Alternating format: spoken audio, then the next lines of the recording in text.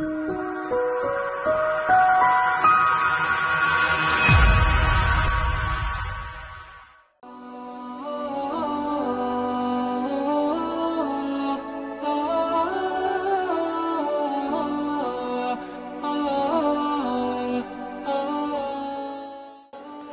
dua jalan di dunia hadirin sekalian.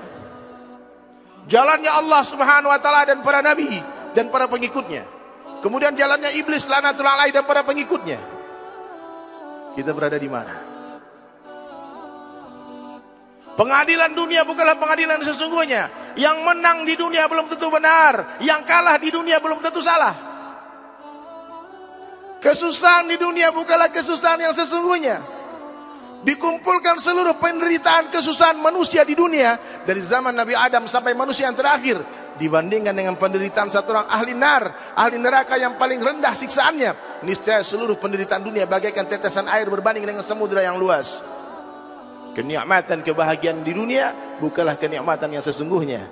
Dikumpulkan seluruh kenikmatan di dunia, kebahagiaan, kesuksesan, kemuliaan di dunia, dibandingkan dengan kebahagiaan satu orang ahli surga, maka kebahagiaan di dunia bagaikan tetesan air berbanding dengan samudra yang luas. Nothing, tidak ada apa-apanya. Kenali dunia. Siapa yang mengenal Allah, dia pasti akan mencintai Allah. Siapa yang mengenal dunia, dia pasti akan membenci dunia. Apa itu dunia hadirin sekalian? Segala sesuatu yang membuat orang jauh dari Allah, itu dunia. Dunia itu bukan kata benda, tapi kata sifat. Dunia itu bukan emas, perhiasan, intan, berlian, bukan mobil mewah, bukan itu. Silahkan bapak-bapak punya mobil mewah, rumah mewah, tapi gunakan untuk akhirat. Gunakan itu mobil untuk dakwah. Gunakan itu rumah untuk ta'lim, kajian-kajian di rumah kita. Maka itu rumah bukan dunia. Semewah apapun rumah tuan-tuan semua, meskipun dibuat dari emas, intan, berlian, itu semua tetap sampah dalam pandangan Allah.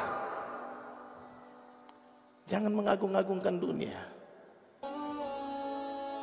Jadi hadirin sekalian, dalam pandangan orang beriman, kursi jabatan presiden gubernur tak lebih berharga daripada 11 siap nyamuk. Tapi kita berjuang untuk apa? Menegakkan yang hak, sampaikan kebenaran, meskipun pedang di leher kita, sampaikan kebenaran. Jangan takut mati. Orang mukmin yakin yang menghidupkan adalah Allah, yang mematikan adalah Allah. La ilaha illallah wahdahu la syarikalah, lahul mulk wa lahul hamdu. Yuhyi wa yumit wa huwa ala kulli syai'in qadir. Yang menghidupkan adalah Allah, mematikan. Seluruh dunia membunuh kita hadirin mulia, tak akan mampu tanpa izin Allah. Seluruh dunia mau selamatkan kita, tak akan mampu tanpa izin Allah. Maka jangan takut mati dalam perjuangan. Nah, sekarang kita semua hadirin mulia, berjuanglah di jalan Allah, luruskan niat perjuangan kita untuk Allah saja. Api yang besar dinyalakan oleh Namrud laknatullah alaihi untuk membakar kekasih Allah, Khalilullah Ibrahim alaihissalam. Kemudian seekor makhluk Allah yang kecil, paruhnya pun kecil, berusaha mengambil air, burung pipit, ditertawakan sama cicak. Apa yang kau buat? Tidak akan bisa padamkan itu api. Kemudian hadirin sekalian, cicak pun menghembus-hembus itu api. Dilihat sama burung pipit pun, api pun tak bertambah besar dengan hembusan cicak. Api pun tak padam dengan siraman burung pipit. Tapi di sana Allah melihat di mana mereka berdua berpihak. Meskipun api tak bisa dipadamkan oleh air yang disiramkan oleh paruhnya burung pipit, tapi Allah memuji hadirin mulia. Dia berada berjuang, memperjuangkan kekasih Allah. Tapi satu orang, meskipun tiupannya tak membesarkan api, tapi dia telah dikutuk dilaknat hadirin mulia. Maka salah satu sunnahnya hadirin, ada sejenis cicak itu. Kalau ulama sampaikan bukan cicak-cicak di tempat kita itu, yang kalau kita ketemu disuruh bunuh, karena dia pernah dulu tertawa meniup-niup api yang hendak membakar Nabi Ibrahim alaihissalam. Jadi hadirin dirahmati Allah subhanahu wa ta'ala, gunakan hati nurani, gunakan hati kita, gunakan mata telinga. Walaqad dara'na li jahannam katsiran minal jinni wal ins. Nanti banyak penduduk neraka jahannam dari kalangan jin dan manusia. Lahum qulubun yafqahuna biha. Aku beri hati tak digunakan untuk memahami. Walahum a'yuna yubsiruna biha. Aku beri mereka mata tak digunakan untuk melihat. Walahum adhanun yasma'una biha. Aku beri telinga tak digunakan untuk mendengar. Ulaika kal an'am. Mereka seperti hewan, mereka seperti binatang. Balhum adal. Bahkan mereka lebih hina dari binatang. Derajat manusia ini dua saja. Kalau dia taat kepada Allah dan Rasulnya, dia lebih mulia dari malaikat. Ketaatan malaikat wajar, dia tak punya syahwat. Tapi ketaatan seorang manusia pantas dibanggakan, karena manusia punya syahwat. Tapi kalau manusia ini tak taat kepada Allah, dia lebih hina dari binatang. Dua derajat manusia. Yang satu lebih mulia dari malaikat, yang satu lebih hina dari binatang. Kenapa? Binatang tak punya akal. Wajar dia tak taat kepada Allah. Tapi kita punya hati, punya telinga, punya mata. Tapi tak digunakan untuk melihat kebesaran Allah. Maka hadirin dirahmati Allah subhanahu wa ta'ala. Sudahlah. Cukuplah. Bertahun-tahun kita mengejar-ngejar dunia, apa yang kita dapatkan? Lelah, kecewa. Berharap kepada makhluk, sumber kekecewaan terdahsyat. Semakin besar harapan, semakin besar kekecewaan yang akan menghantam kehidupan kita. Maka saya harapkan mulai hari ini kita semua bersepakat untuk berhijrah.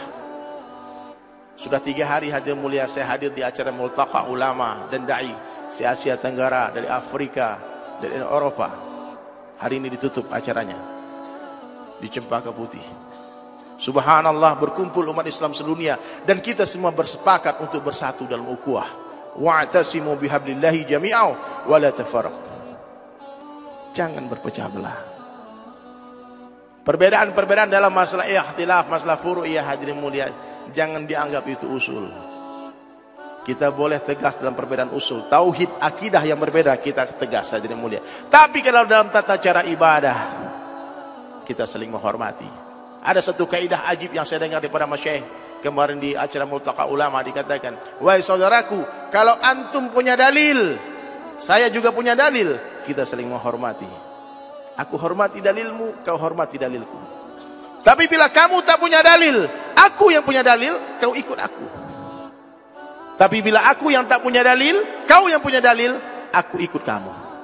Tapi kalau kita dua-dua tak punya dalil, mari kita sama-sama cari dalilnya. Kita beribadah, kita belajar.